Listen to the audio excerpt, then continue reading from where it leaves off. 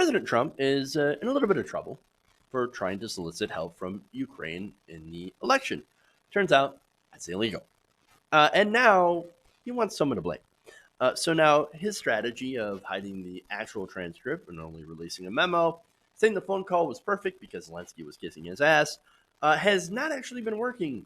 So William Barr at the State Department has been using his power at the State Department to block subpoenas in any part of the investigation that they can. You have Rudy Giuliani going on TV all the time, making a fool of himself, coming up with incredibly strange defenses. And now you even have Mike Pence. Mike Pence was involved because he had went to Ukraine and put pressure on Zelensky to investigate corruption. So now, who can he blame then? Who can Donald Trump blame at this point? Oh, I know. Rick Perry. Oops. So now Trump had told Republican lawmakers in a phone call on Friday that it was Rick Perry who urged him to call Zelensky. An official familiar with the call had said. Trump's remarks were first reported by Axios and were enough to get Rick Perry made me trending on Twitter, which is fun. Perry's spokeswoman confirmed that the secretary urged Trump to make the call to the new Ukrainian leader to discuss energy issues. All right. So now, if that's true, if Rick Perry said, hey, why don't you give Zelensky a call? Let's talk about energy issues. Well, then that would make a whole lot of sense, actually, because Rick Perry is the Secretary of Energy.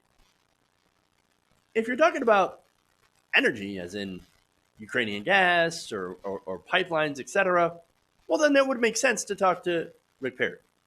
And Rick Perry obviously would be like, hey, why don't you discuss these issues with Zelensky? It would actually be Rick Perry kind of doing his job. But that's not what they talked about. They talked about corruption, i.e., Joe Biden, as well as, of course, the weird conspiracy theory involved with CrowdStrike. So now Perry has met with Zelensky several times, actually, including in May when he led a delegation to the new leader's inauguration in place of Mike Pence. Now, we all know why Mike Pence didn't go. Donald Trump had ordered him not to go. Don't, whatever you do, don't go. Let's send someone else. Okay, all right. So he went to. So Mike Pence, of course, went somewhere else. So now, while there, Perry announced the Trump administration supported sanctions against the companies helping to construct Russia's Nord Stream 2 gas pipeline, which links Russia to Germany while bypassing Ukraine. Now, remember, here's the thing. During that call, Trump had mentioned, hey, we've been very, very good to Ukraine. Well, putting sanctions on these companies that pass right by Ukraine would be an example of the United States being very, very good to Russia, to Ukraine. Not only that, but also all the U.S. aid money that goes to defend Ukraine against possible Russian aggression.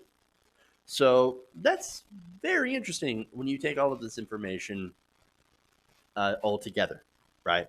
So now the U.S., by the way, has long viewed its abundant natural gas as well as coal and oil as a potent diplomatic weapon to curtail Russia's sway over Ukraine, which has long been beholden to Russia for much of its natural resources. So the United States is saying, hey, look, Ukraine, you should buy our oil and gas. Just saying. You should buy our coal and oil. Sorry. Now, that again, that would make sense for Rick Perry, who works on behalf of the coal and natural gas companies. Those are his biggest donors to try to sell American energy overseas. And who would be a good recipient of that? Ukraine, so they can get off Russian sources of oil, or I'm sorry, Russian sources of energy. So look, that's like institutional systemic corruption, right? That's the normal type of corruption that we expect from the Trump administration or any Republican administration. But this Ukraine thing has actually gone far beyond normal systemic corruption, and that's actually turned into Donald Trump's personal corruption.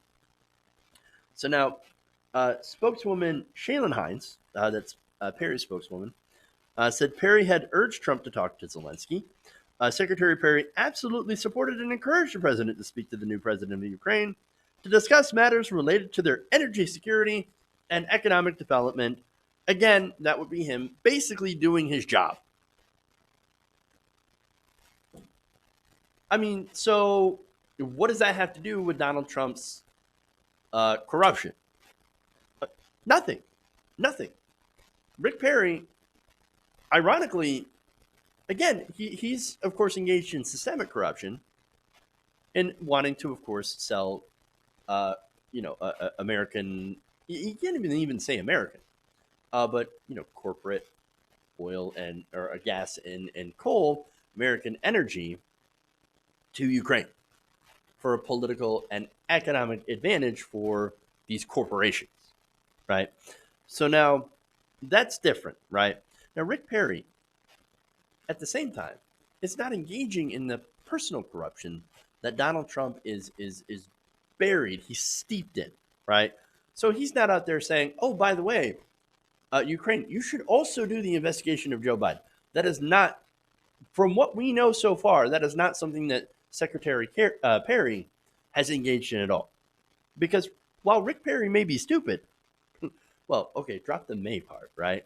I mean, again, Rick Perry once forgot that he would get rid of the very department that right now he is overseeing, that he is running, and had even forgotten about it at one point. When he was asked to name the 3 different departments that he would get rid of if he were president, he literally forgot the Department of Energy. Oops.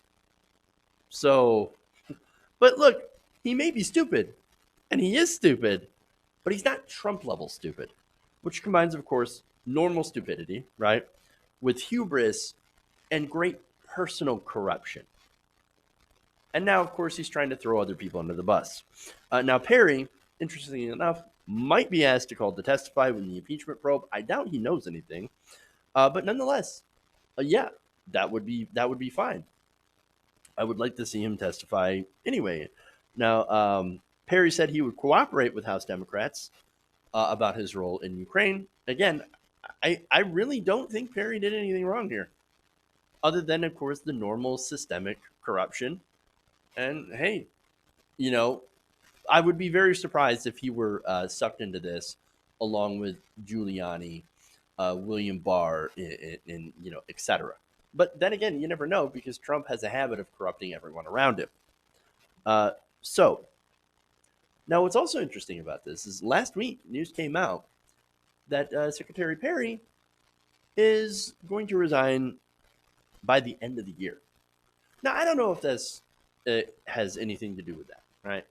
Maybe it has something to do with Rick Perry being unable to prop up coal companies like he originally wanted to. He worked with the Trump administration to try to prop up these coal companies that are absolutely failing because coal is no longer competitive in the energy mix. In fact, wind power is much more cost effective. So coal is failing, and despite the government trying to attempt to prop up these industries, which again, I thought these were Republicans, they didn't believe in picking winners and losers, and there they are, trying to pick winners and losers, failed. 100% failed. I don't know if he's leaving because of that or because of anything else in the administration. I don't know. Or maybe he just wants to go and work for his donors in the private sector. But who knows, right? Who knows? All I know is that it seems like Rick Perry might be getting out of Dodge. And for him, that's probably the smartest bet. Hey guys, hopefully you enjoyed that free video. Now I'm going to have to ask you a favor. Between the demonetization and the YouTube algorithm messing around with view counts, etc., we're having a hard time adjusting to the new YouTube reality, which is where you guys come in. See, we have a Patreon, patreon.com/TYTNation, set up to help us rely on you guys, the viewers, instead of big corporate ads. Look, you know the show. You know how I'm not in favor of big corporations anyway. So help us transition away from relying on the ad model to pay the bills and sign up to be a patron, patreon.com/TYTNation. That goes a long way to help us keep the lights on. And you guys will know that you're supporting independent progressive media.